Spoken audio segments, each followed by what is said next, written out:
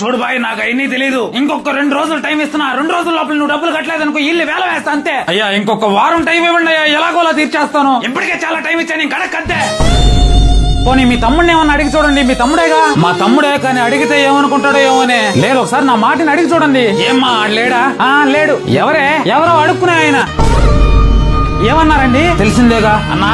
అరే నువ్వేంట్రా ఈ టైంలో ఇక్కడ? ఏంటన్నా ఇంటికి వచ్చి కూడా మాట్లాడకుండా వెళ్ళిపోయావు? అది ఇదో ఈ డబ్బుల నుంచి మిగతాది రేపు వచ్చిస్తా. వద్దులేరా అన్నా, ఒక తల్లి కడుపును పుట్టామన్నా, దానికంటే బుద్ధి లేదు. ఆ మాత్రం సహాయం కూడా చేయకూడదా నేను?